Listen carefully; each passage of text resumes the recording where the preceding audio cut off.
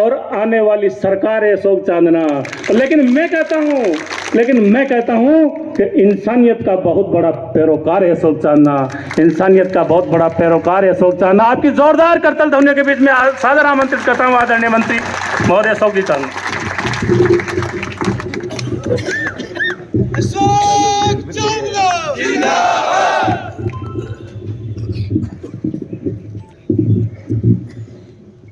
मंच पर आपने बीच में वो महापुरुष का सुपुत्र जो महापुरुष ने 12 साल तक आरक्षण की लड़ाई लड़ी। सौभाग्य आपने भी जो कि आपने बूंदी जिला का जिलाध्यक्ष जी और समाज का बहुत लोग जेल में गए आरक्षण के समय में, और निरंतर लड़ाई के लिए बूंदी का लोगों ने बराबर बलिदान, बराबर त्याग दियो, समर्पण दियो। लेकिन वो लड़ाई का टाइम 12 साल तक निरंतर लड़ता रहा और आखिर में विजय प्राप्त करी। अशा वीर पुरुष स्वर्गीय कर्नल साहब का सुपुत्र आदरणीय हुकम सिंह जी, आपने बीच में राजस्थान सरकार का पूर्व मंत्री, सबसे सीनियर मंत्री और पूरा राजस्थान का लोगों ने अपना परिवार की तरह मानते हुए सदैव सेवारत रहा आदरणीय डॉक्टर जितेंद्र सिंह जी, आपने बीच में देवनारायण बोर्ड का चेयरमैन और ईस्टर्न राजस्थान की युवा ललकार, बहुत मजबूत साथी, बहुत मर्द का बच्चा, और हमारा भाई आदरणीय अवाना साहब। सबसे पहले तो आप सब लोगों को धन्यवाद कि मां की एक छोटी सी पुकार के ऊपर, जबकि आज पूरा राजस्थान में गांव-गांव में जयंती को कार्यक्रम, हर व्यक्ति अपना गांव में जयंती मना रहे हो। कोई ऐसी जगह कोई ना कोई ऐसे गांव, कोई ना कोई ऐसा शहर, कोई ना जाए महोत्सव कोई ना। इसके बावजूद आप सब लोग एक बूंदी जिला का ई पुकार के ऊपर, एक फोन के ऊपर आप लोग सब यहाँ पधारे। संस्था की तरफ से, बूंदी जिला का समस्त समाज की तरफ से, बूंदी जिला का सब लोगों की तरफ से आप सब लोगों को बहुत बहुत स्वागत, बहुत बहुत सम्मान। आपने बीच में बूंदी जिला का बच्चा कहता है शिक्षा की राह पर डाल बवाड़ा, और केवल शिक्षा की राह पर डालियो ही कोई न, कामड़ी लेर पाचे पाचे वहां के चालता रहे कई रास्ता से भटक न जाओ। अच्छा अपना जिलाध्यक्ष आदरणीय देवलाल चांदना साहब,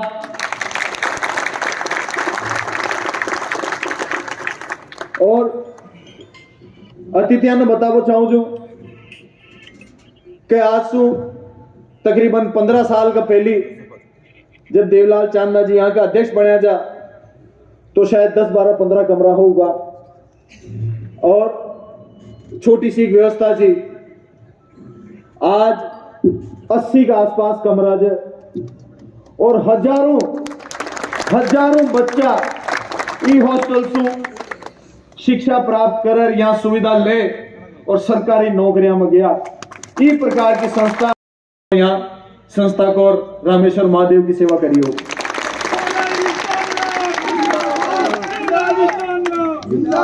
और साथियों, आज आप लोग मंध्यांचल आपका सबका गांव में एक गांव में कार्यक्रम, कोई ऐसा गांव ही कोई ना जहाँ कार्यक्रम कोई, फिर भी आप आदरणीय कर्नल साहब की मूर्ति अनावरण का कार्यक्रम, यहाँ को खाल को कार्यक्रम जब माई साता को, और आज जयंती का दनिया कार्यक्रम न रहे खाल को रहे, फिर भी आज क्यों मूर्ति अनावरण करवा की जरूरत पड़ी, वो की एक मुख्य वजह बताऊं। क्योंकि आज भगवान देवनारायण की जयंती है, सबसे बड़ो दिन आज ही है, और मूर्ति अनावरण की यह तारीख मैंने पिताजी का मुंह से कई बार सुनी कि आरक्षण मिल गयो तो कर्नल साहब देवता की नहीं पूजा होगा, यह वही मासू खा जाए। तो आगा वाला समय में भगवान की जयंती के दिन ही कर्नल साहब की मूर्ति अनावरण की जयंती आओगी। इसके लिए जो मूर्तियां ना और आज कर वो बहुत जरूरी जो, और वो सही सभी शहीद बच्चा और बुजुर्ग जाना माना आज भी उसी ध्यान जाए कि जब अपनी मांगा के लिए समाज सड़का पर जो गोलियां चाली, लू चाली, अफवाह चाली, कई प्रकार की भिड़ंत हुई, कई प्रकार का परिस्थितियों का सामना करनी पड़ा, और वो सब स्थितियां परिस्थितियां भिड़ंत को सामना करते हुए भी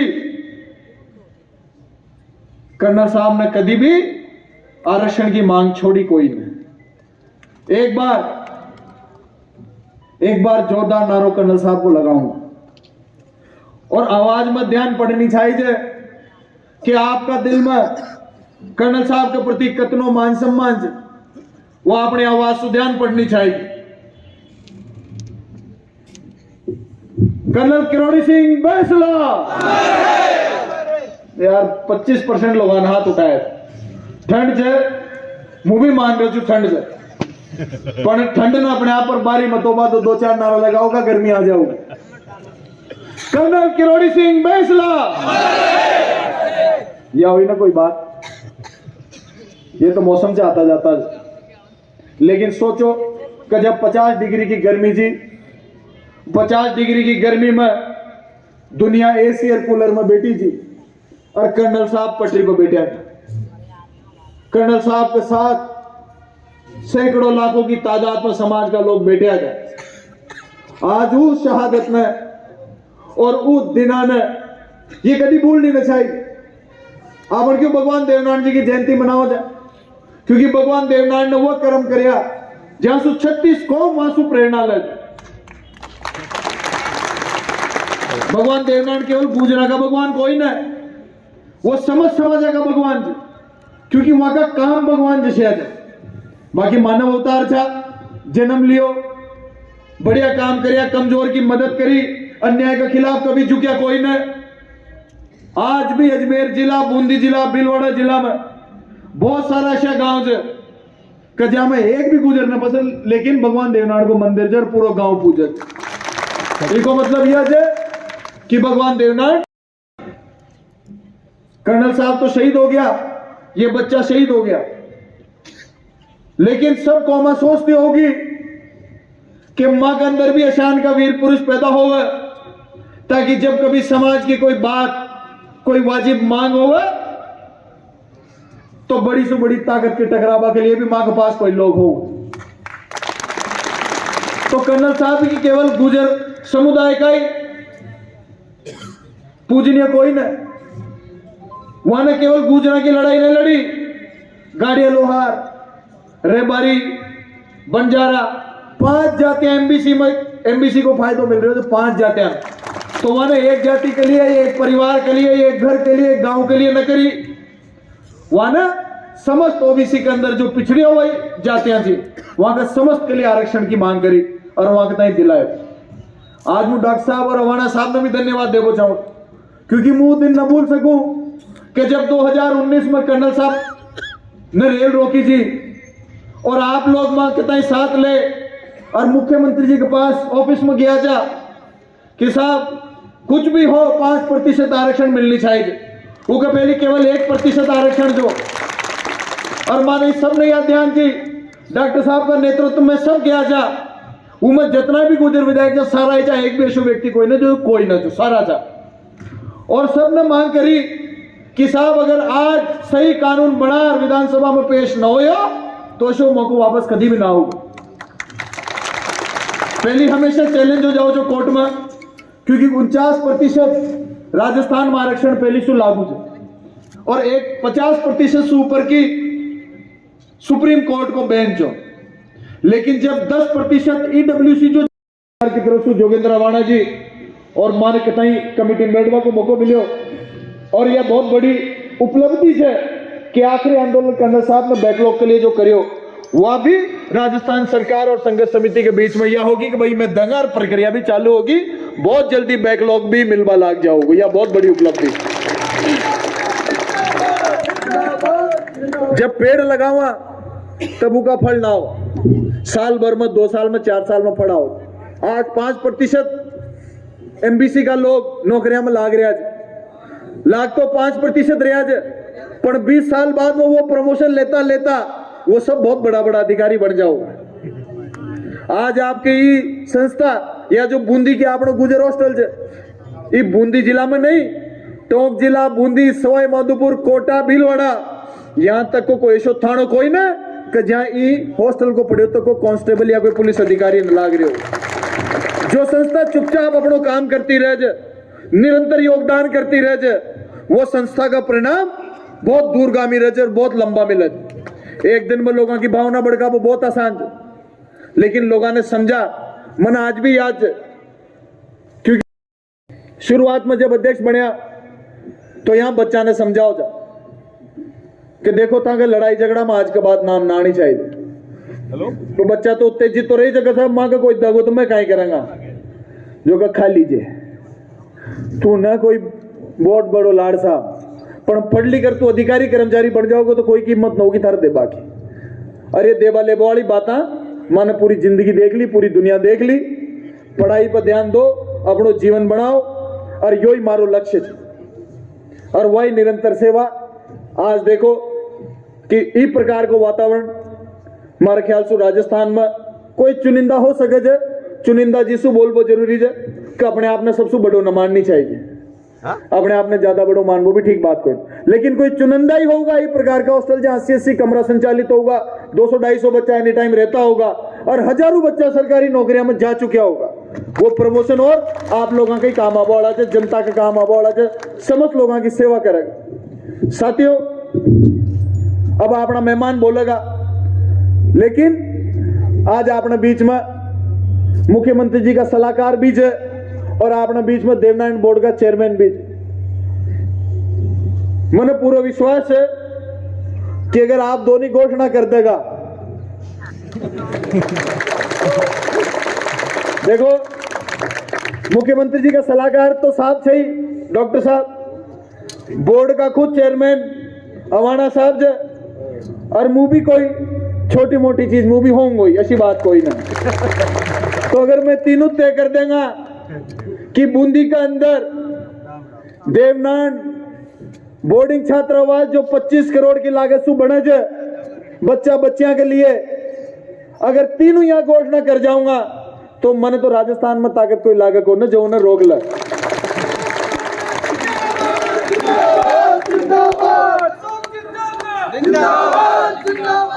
और मांगा ज्यादा करबासु, देखो कई बार चिट्ठी ले रहा हो जो 17-17, 20-20 मांगा लिख दे, फिर मैं कह करा जाऊं मुझे 5 पूरी करता जा, फिर फाजू आओ जे मां से लड़वा, अरे कैसे आप बिल्कुल बेकार कर दी था, तो काम की तो करी कोई नहीं, तो 17 मांगा न करनी चाहिए, उस काम की रह जाओ, मांग एक ही करो और जो सबसे महत्वपूर्ण जो वही करो। और दूसरी मांग है कि आवासीय विद्यालय को नाम स्वर्गीय कर्नल किरोड़ी सिंह जी बैंसला के नाम पर होनी चाहिए, ताकि वहां की स्मृति में वो बच्चा जो वहां पढ़े और बाकी लोग भी जो वहां की स्मृति, मंदिर तो बनी गयो लेकिन वहां ने लड़ाई देवता बनवा के लिए न करी, वो तो आपनो धर्म कहे और आपन माना जा, वहां ने लड़ाई लड़ी कि आपनो बच्चा बच्चियां शिक्षा में आगे बढ़े, नौकरियां में आगे बढ़े, समाज में उठवा बैठवा के लायक बढ़े, सबका बराबर की समझदारी आवे, तो शिक्षा के क्षेत्र में भी वहां को नाम रह जानी चाहिए। तो मैं आग्रह करूंगा, क्योंकि देख जोगेंद्र अवाना जी की चिट्ठी पर डॉक्टर साहब, माने शकुंतला जी ने, खटाना जी ने, भाई इंद्राज जी ने, सब लोगों ने मिलकर मुख्यमंत्री जी के लाई एक चिट्ठी लिखी कि साहब 28 तारीख ने भगवान देवनारायण जी की जयंती है, तो राजस्थान सरकार में और भी जयंतियां पर छुट्टी हो जाए, भगवान देवनारायण जयंती पर भी छुट्टी घोषित होनी चाहिए। और माने मांग करी और वहां ने तुरंत आदेश निकाल दिया कि ठीक है, सामाजिक भावना जर मांग से तो यह पूरी होनी चाहिए, और आप लोग आंते आंते कि छुट्टी राजस्थान सरकार ने कर दी।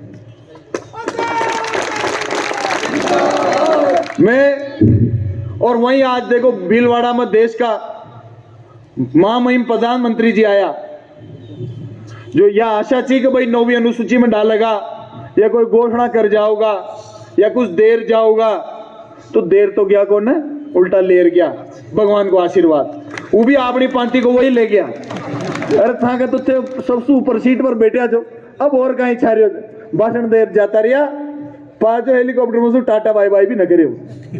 नहीं तो अतनो मैं भी कोई गांव में जाऊं जा तो मैंने भी यह ध्यान रहे कि गांव वाला की इच्छा रहेगी यार 5-10 लाख की कोई घोषणा तो अपन करनी पड़ेगी, क्योंकि अपना कार्यकर्ता को मान सम्मान कहीं रहेगो, और जो लोगों की उम्मीदा है वो उम्मीदा पर खरा उतरवा की भी अपनी बराबर जिम्मेदारी। पर बाटी तो हाल ही कोई ना चू भी न करी कि भाई या टिकड़ी भी फोड़ू जू, मैं बम तो बहुत दूर की बात लड़ी भी न फोड़ी। तो देख लो जो तला में तेल कोई ना वहां से आशा रखबा की कोई जरूरत कोई ना, ताकि यही काम आओगा जो मंच पर है। आज ते थाना तहसीला में जाओ जो बूंदी जिला में कोई की हिम्मत कोई ना, चाहे तहसील में जाओ चाहे थाना में जाओ, ताकि साथ में अभद्रता करवा की या ताकि साथ अन्याय करवा की। वो क्यों? वो जिसु हिम्मत कोई ना, क्योंकि जो थाने मंच पर बिठाने में लिया जाए वो ताकि पैर भी मजबूत करे जो वहां ध्यान से कि यार ये क्या तो मंत्री जी का चल जाऊंगा बाहर 2 घंटा बाद में, और नहीं तो बाबूजी यहाँ ही रह जाए वहां चल जाऊंगा। जिस दिया को काम फैली करो ना, तो ये आपने रांधेगा बाद में। यह शक्ति कम कोई न जे फर्याज लोग इस शक्ति ने ताकि न पचनरी आजू बाजू का जिला का फर्याज रोजड़ा ताकि जो फसल तैयार जो जी ने घोड़ा गूंद करवा के लिए। अरे भाई देवताओं ताके पास जिला च ताकि विधानसभा च ताका इलाका च वही सेवा कर लो, वहां पूरी पड़गी की जो तेटी आ रहा जो यहाँ माने कर लिया दो। राजस्थान में सबसे छोटे जिलों से छोटी मोटी सेवा माँ का हिस्सा के भी कोई भगवान ने लिखी हो जो माने कर लिया दो, तेता के जिला संभालो थे भाई। बड़ा दरबार जो 6-6 विधानसभा का जिला 5-5 विधानसभा के जिला ताक 5 ते वानी संभाल लगा जो ही घनी उठी तो थे चुनाव न लड़ियो। आज तक अध्यक्ष जिन कोई चुनाव न लड़ियो, लेकिन मन आज भी याद है मध्य प्रदेश में भी कोई छड़े चरावा जाओ जो गाय पैसा कोई जानवर ले जाओ जो और जी के साथ कोई धोखाधड़ी हो जाओ जी ना, तो यहाँ आओ जो और खटसू सारो सामानों को फाचो आ जाओ जो भगवान जा। आज मुझ तो मंत्री जो पर हमारे पास ऐसी शक्ति कोई ना का कोई ई प्रकार की शिकायत ले हमारे पास आ जाओगे साहब मारो माल खोस लियो और मुंह न दुआ दो, ऐसी हमारे पास कोई शक्ति कोई ना कि मध्य प्रदेश से आ जाओ।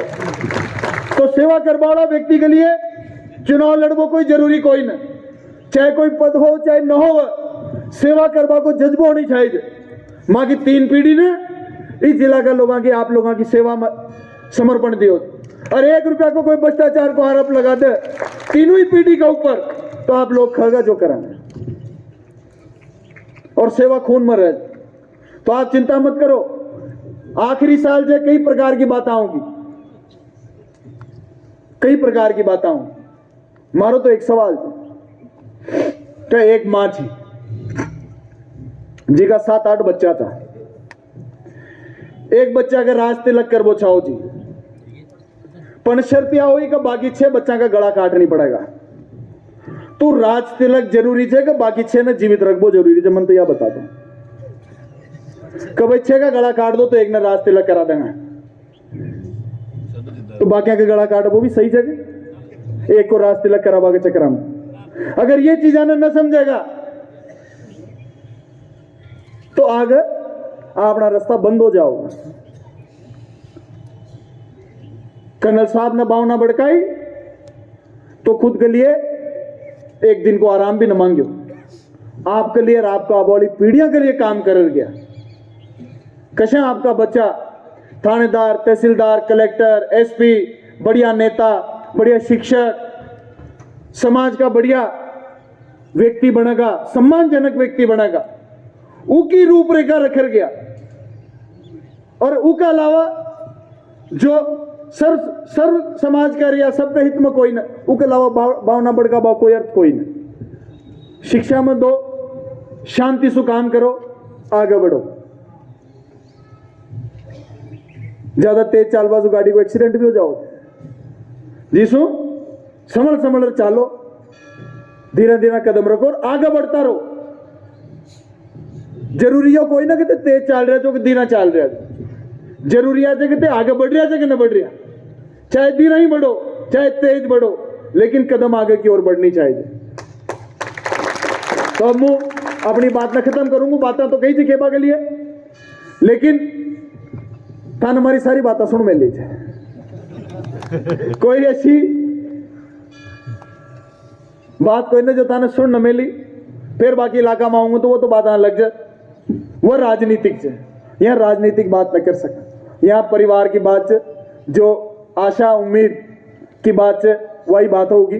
अब मैं बाकी वक्ता बोलेगा और मैं यही आशा करूँगा कि चेयरमैन साहब और डॉक्टर साहब ये विश्वास दिलाऊंगा कि छात्रावास तो बूंदी न देर ही जाऊंगा, और बस घोषणा कर देगा जिम्मेदारी गारंटी जगह आ जाऊंगा, फिर न रुका। बहुत बहुत धन्यवाद।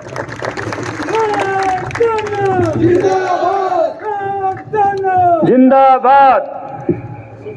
बहुत बहुत आभार, धन्यवाद आदरणीय मंत्री जी, आतिथ्य प्रभावी उद्बोधन के लिए।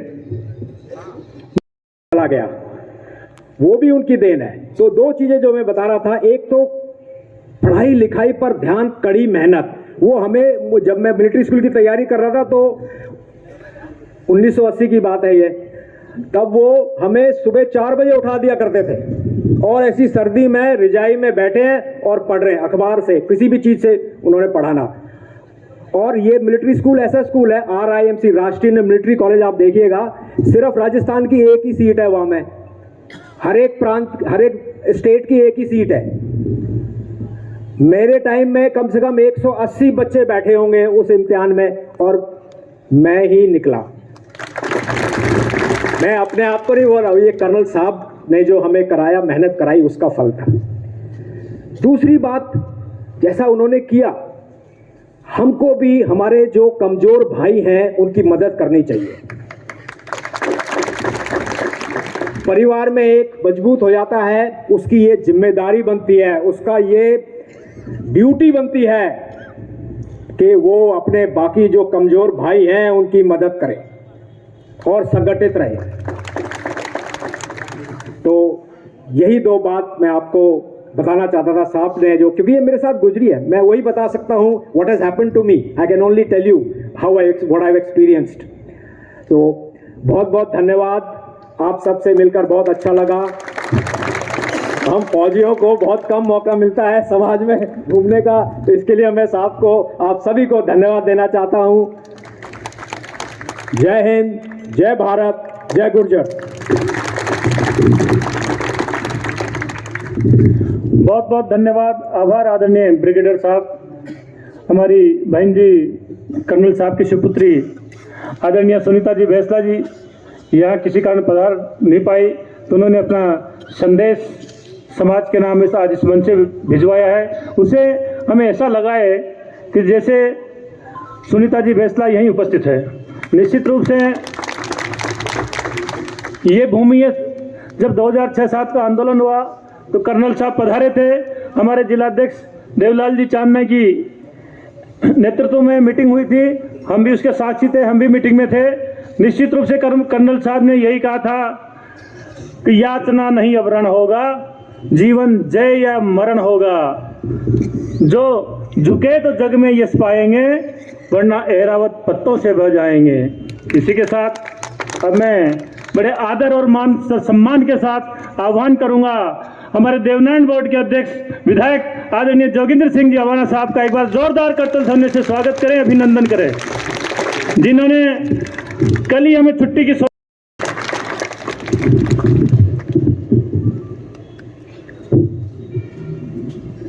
सबसे पहले मैं आप सभी को भगवान देवनारायण जी की 1111वीं जयंती की बहुत बहुत शुभकामनाएं देता हूं। मंच पर उपस्थित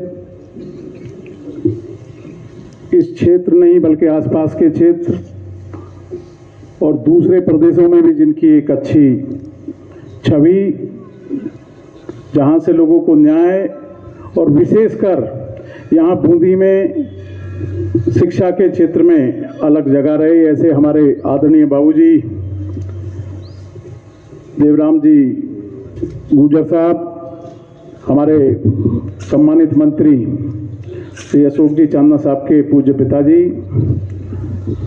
मंच पर उपस्थित आज के इस कार्यक्रम के संयोजक, राजस्थान के पूरे प्रदेश के युवाओं की आवाज, राजस्थान की विधानसभा में हमेशा अपनों के लिए लड़ने वाले ऐसे हमारे युवा मंत्री छोटे भाई श्री अशोक चांदना जी, मंच पर उपस्थित बहुत ही आदर के योग्य विभिन्न मंत्रालयों की जिनको जिम्मेदारी रही, पूर्व की सरकारों में भी और आज की सरकार में माननीय मुख्यमंत्री जी के सलाहकार, हम सबके मार्गदर्शक, ऐसे हमारे नेता आदरणीय डॉक्टर जितेंद्र सिंह जी, मंच पर उपस्थित कर्नल साहब के सुपुत्र कर्नल दौलत जी, ब्रिगेडियर हुकम सिंह जी, मंच पर हम सबके बीच में हमारे साथ में शाहपुरा से आए हुए भाई युवा कांग्रेस के प्रदेश उपाध्यक्ष राजेश गुजर जी, कोटा से हमारे पार्षद भाई बबलू जी, सम्मानित मंच, सामने बैठे हुए सभी बुजुर्गों, नौजवान साथियों और मंच पर उपस्थित हमारे इस जिले के पुलिस अधीक्षक जय यादव जी और सभी सम्मानित जन। वैसे तो मंत्री जी ने कोई कसर छोड़ी नहीं पीछे की, लेकिन फिर भी कुछ चीजें हैं मैं आपके सामने जरूर आपके समक्ष रखना चाहूंगा।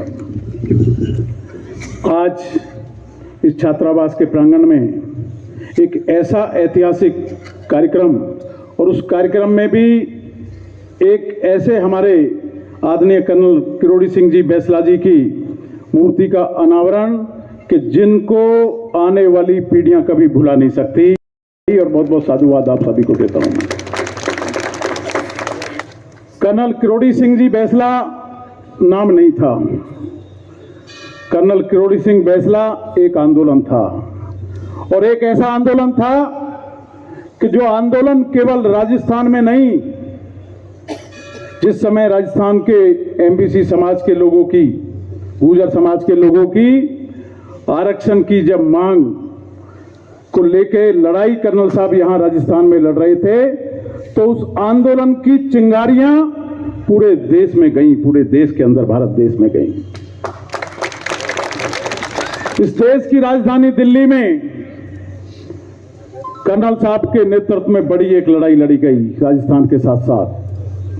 दिल्ली के रामलीला मैदान में जो रैली हुई, मुझे आज भी वो याद है कि जब से देश आजाद हुआ उसके बाद में एक बड़ी रैली थी जिसका नेतृत्व कर्नल किरोड़ी सिंह बैसला जी ने किया, और एक दबाव केंद्र की सरकार पे, राजस्थान की सरकार पे एक दबाव बना, और उस दबाव की ही देन है अगर आज हम यहां बैठे हैं। हमारे बच्चों को अगर 5% आरक्षण मिला है तो आदरणीय कर्नल किरोड़ी सिंह जी बैसला जी के नेतृत्व। भाई अशोक चांदना जी हमेशा युवाओं की लड़ाई लड़ते हैं। कभी भी किसी भी क्षेत्र में कहीं भी किसी व्यक्ति के हक की बात हो तो अशोक चांदना जी पीछे नहीं हटते। आज जो छुट्टी की घोषणा हुई है भगवान देवनारायण जी की जयंती के अवसर पर, मैं विशेष रूप से आभार व्यक्त करना चाहता हूं हमारे डॉक्टर जितेंद्र सिंह जी और मंत्री श्री अशोक चांदना जी का, और हमारे अन्य जो विधायक साथी, हमारी बहन शकुंतला रावत जी मंत्री, और अन्य हमारे भाई इंद्राज जी और जी आर खटाना जी, हमारे सारे साथियों ने जिस तरह से पत्र लिख के माननीय मुख्यमंत्री जी के समक्ष में लेके गया, तो निश्चित तौर पे एक बड़ी घोषणा हुई है। भारतीय जनता पार्टी के लोग केवल तरह तरह की चर्चा करने का काम करते हैं। मैं इस मंच से, क्योंकि समाज का मंच है, कोई बुराई नहीं करना चाहता। भाई अशोक चांदना जी ने इशारों में आपको बता दिया है। आज हम ऐसे महान कर्नल किरोड़ी सिंह बैसला जी की मूर्ति के अनावरण के कार्यक्रम में आए हैं कि जिन्होंने ऐसी शिक्षा के क्षेत्र में अलग जगाई, ऐसे बच्चों को रोजगार मिला कि आज एमबीसी को जब आरक्षण मिला, चाहे वो 1% पिछले दिनों कांग्रेस की सरकार श्री अशोक गहलोत साहब उस सरकार के मुख्यमंत्री, चाहे 4% टोटल 5% इस सरकार में जो वर्तमान की सरकार है इसको देने का काम किया तो कांग्रेस की सरकार ने किया, और कर्नल किरोड़ी सिंह बैसला साहब की देन है। ये बड़ी देन है उनकी, 10,000 के आसपास लोगों को रोजगार मिला, 300 के आसपास और 100 के आसपास हमारे RAS और RPS के समकक्ष अधिकारी बने। ये छोटी बात नहीं, बहुत बड़ी बात है।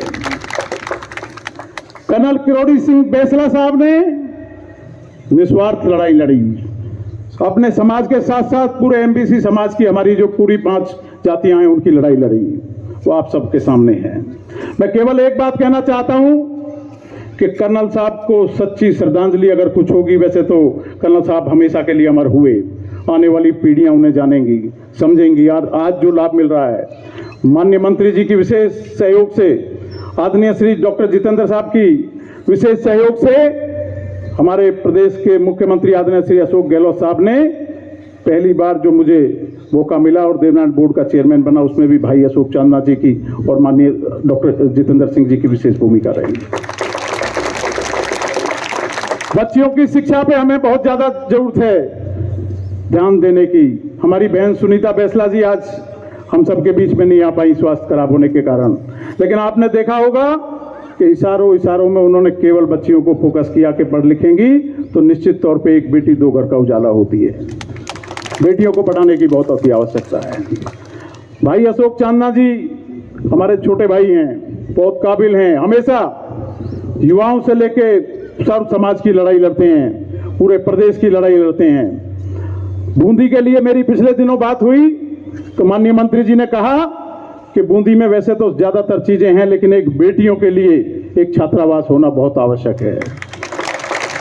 उससे पहले कि डॉक्टर जितेंद्र साहब बोले, मैं कहना चाहता हूं कि जो भंडार आपने मुझे दिया है, मैं घोषणा करता हूं कि जो भी छात्रावास आप कह देंगे, मैं आज उसकी घोषणा करके जाना चाहता हूं। क्योंकि बेटियां पढ़ेंगी तो निश्चित तौर पे 2 घरों को पढ़ाएंगी, 2 घरों को आगे बढ़ाएंगी। मेरे भाई श्री अशोक चांदना जी जो छोटे भाई हैं मेरे बहुत प्यारे, उन्होंने अभी पिछले दिनों माननीय मुख्यमंत्री जी की इतनी बड़ी सभा कराई, इतनी बड़ी घोषणाएं हुई कि इस प्रदेश की गिनी चुनी विधानसभा होंगी जिनमें इतनी घोषणा हुई होगी। तो रात दिन प्रयास करते रहते हैं कि हम अपने क्षेत्र को कैसे बढ़ाएं, अपने क्षेत्र के लोगों को कैसे उनको हक दिलाएं, उनके लिए जो विकास की चीजें हैं, जो योजनाएं हैं, उनको हम कैसे लाएं। मंच पर कई वक्ता हमारे बहुत सम्मानित हैं, उनको भी अभी बोलना है। मैं पुनः एक बार आप सबसे विदाई लेने से पहले केवल एक चीज आपसे कहना चाहता हूं कि 2 नारे मेरे साथ जरूर लगाएं, एक भगवान देवनारायण जी का जयकारा और एक कर्नल साहब का। बोल भगवान देवनारायण की। अभी थोड़ी हल्की आवाज है, अब खाने का भी टाइम हो गया, वैसे बैठे भी बहुत देर से हो। बोल भगवान देवनारायण की। बैसला, कर्नल किरोड़ी सिंह बैसला, बहुत बहुत धन्यवाद। जय हिंद। बहुत बहुत धन्यवाद, आभार आदरणीय अवाना साहब। मैं अब आदरणीय ब्रिगेडियर साहब कर्नल साहब के सुपुत्र श्रीमान दौलत सिंह जी से निवेदन करूंगा कि आप पधारें और आशीर्वचन स्वरूप 2 शब्द कहें। आदरणीय दौलत सिंह जी साहब, एक बार जोरदार तालियों से कर्नल साहब के सुपुत्र का अभिनंदन करें, स्वागत करें।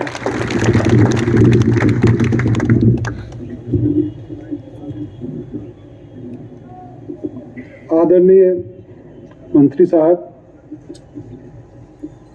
डॉक्टर जितेंद्र साहब और चांदला परिवार,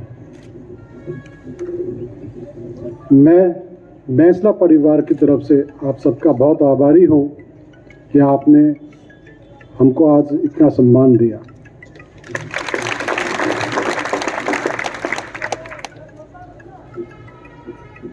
ये मेरा सौभाग्य है कि मैं आके यहाँ पे आपके समक्ष 2 बात रख सकूं। कर्नल साहब ने लड़ाई लड़ी, उन्होंने अचीव किया, उन्होंने अपना जो एम था वो अचीव किया। हम जो आगे बैठे हैं और जो हम हैं वो लड़ते रहेंगे, पर जो लड़ने का जो पूरा जो उसका रिजल्ट है वो इन मंत्रियों के ऊपर रहता है। तो मैं आशा करता हूं कि हमारे समाज में जितने भी मंत्री हैं, जितने भी MLA हैं, आप हम सबका साथ दें, हमारी लड़ाई में आप साथ दें। जब तक आप नहीं सहयोग करेंगे हम तो पटरियों पे बैठ जाएंगे, पर उसका इम्प्लीमेंटेशन, उसका जो काम होना चाहिए वो आपकी कलमों से होता है। मैं आशा करता हूँ कि जितने भी हमारे समाज के जो उच्च पद पर बैठे हुए हैं वो इसमें सहयोग करेंगे। मैं कर्नल साहब की दो बातें दोहराना चाहता हूँ। जो मेरे भाई ने कहा 4 बजे का, मैं उसका भी साक्षी हूँ। श्रीनगर जैसी जगह में सुबह 4 बजे रजाई उठा के फेंकना, उस टाइम पे हम मुश्किल से 7 साल 8 साल के होते थे, परंतु कर्नल साहब में वो सोच थी, वो दूरदर्शी थी कि जब तक पढ़ेंगे नहीं हम लोग, हम आगे नहीं बढ़ सकते। मैं और मेरी बहन जो आज principal chief commissioner of income tax है, हमने एक पेड़ की, और वो उल्टा कह लिखती थी, मैं भी उसके साथ में उल्टा कह लिखता था, परंतु उनकी सोच और उनका जो मार्गदर्शन था, इसमें सबसे बड़ा हाथ जो था मेरी माँ का था। अनपढ़ थी, परंतु वो हमें कुर्सी पे और टेबल पे बैठा के वो कहती थी बाँचो, अखबारों को बाँचो, जोर जोर से, बेशक उनके सब समझ में कुछ भी नहीं आता था। तो इसलिए कर्नल साहब का एक बहुत ही इम्पोर्टेंट संदेश है कि एक पढ़ी लिखी माँ बहुत ज़रूरी है घर में। वो अपने आप को,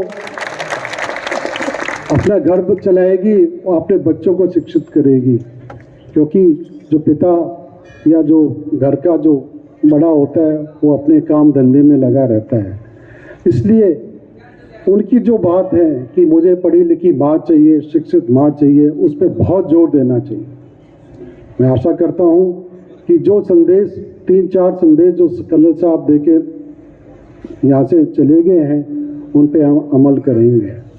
अंत में मैं आप सबका आभार प्रकट करता हूँ कि आपने ये हमें मौका दिया आपके समक्ष आने का, और उसके लिए मैं धन्यवाद देता हूँ। जय हिंद, जय भारत। बहुत बहुत धन्यवाद, आभार आदरणीय दौलत सिंह जी साहब। निश्चित रूप से कर्नल साहब का ध्येय वाक्य, उनका जो संदेश था, हमारे ध्येय वाक्य बना रहेगा, अच्छी शिक्षा, अच्छा स्वास्थ्य, पढ़ी लिखी माँ और कर्जमुक्त समाज।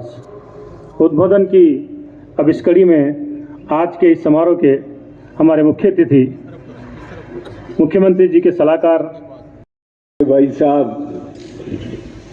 देवीलाल जी चांदना साहब ने कर्नल किरोड़ी सिंह बैसला का पुनर्जन्म कर दिया। इसको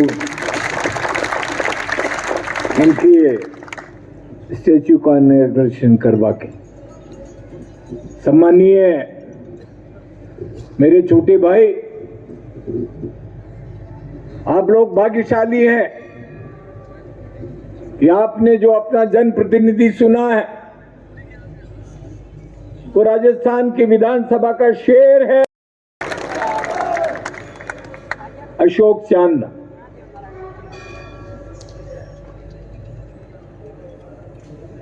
मैं क्या बताऊं इस शख्स के लिए, कितने गुणों का भंडार है। लोग नहीं जानते थे गेम्स होता क्या है, और आज राजस्थान में खिलाड़ियों को मान और सम्मान और गौरव का प्रतीक बन के खड़ा हो गया अशोक चांदना। सम्मानीय देवनारायण बोर्ड के चेयरमैन हमारे अजीज योगेंद्र रवाना जी, सम्मानीय कर्नल दौलत सिंह साहब, सम्मानीय ब्रिगेडियर हुकुम सिंह जी,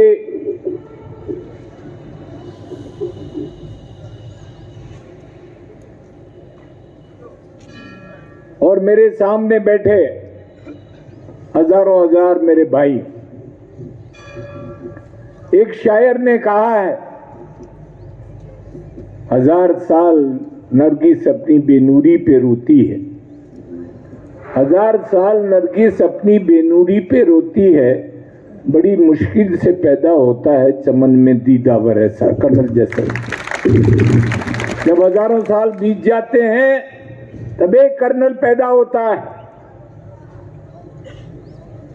और मैं समझता हूं भाई साहब देवीलाल जी साहब ने हम सबको याद करके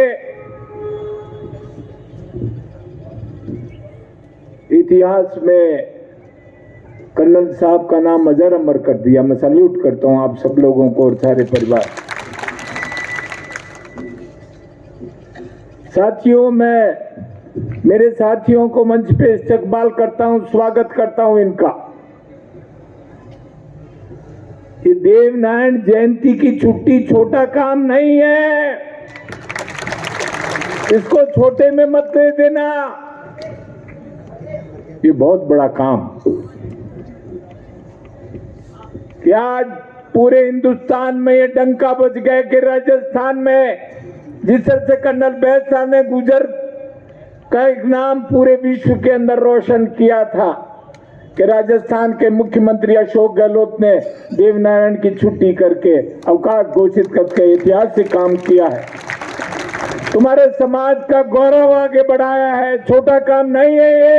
करतल ध्वनि करिए, उनकी इस्तकबाल करिए, स्वागत करिए। और मैं आग्रह करूंगा मेरे साथी भाई साहब देवीलाल बड़ा एक यात्रा करते हुए अशोक गहलोत तक ले जाएं और उनका इस्तकबाल करें कि आपने हमारे आराध्य देव की छुट्टी की है। मैं सवाल करता हूं। साथियों, दौलत सिंह साहब जानते हैं कर्नल साहब को मैं बड़े भाई की तरह मानता था।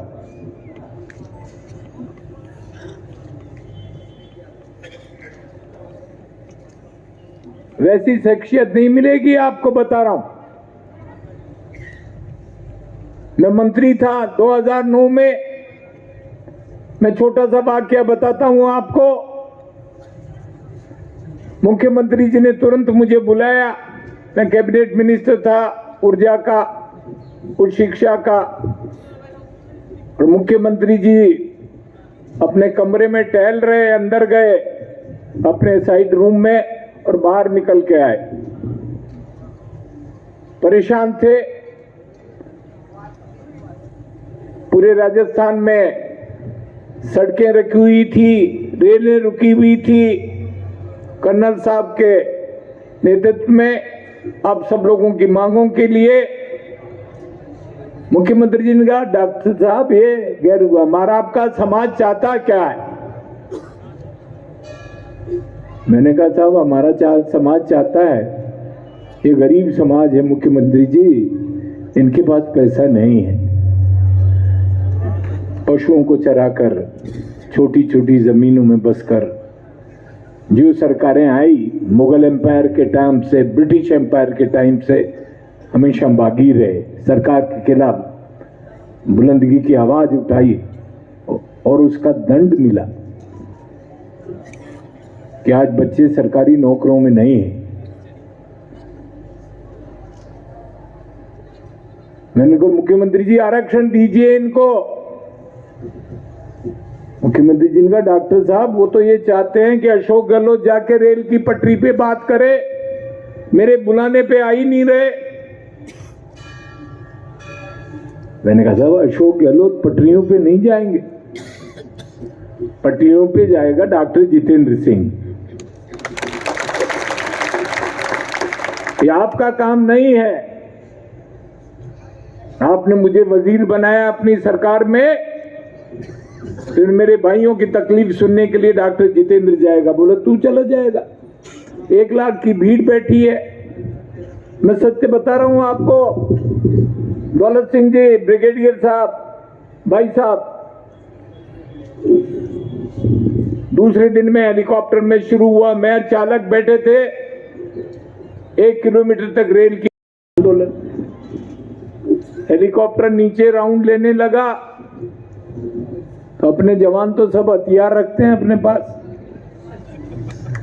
मैंने कहा ऊपर कर ले, हेलीकॉप्टर किसी ने ठोक दिया तो नीचे आ जाएगा ये होकर।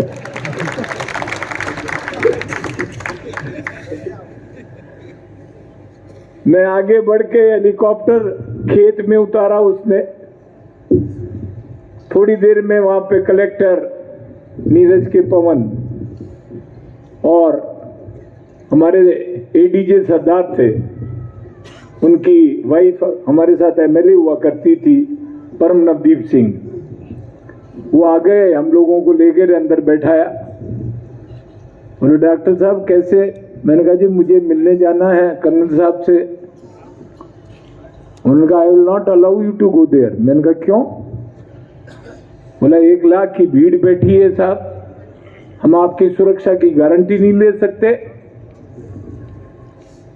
और 1 लाख की भीड़ में तो सब तरह के लोग हैं, हथियार हैं और चंबल पास ही पड़ता है।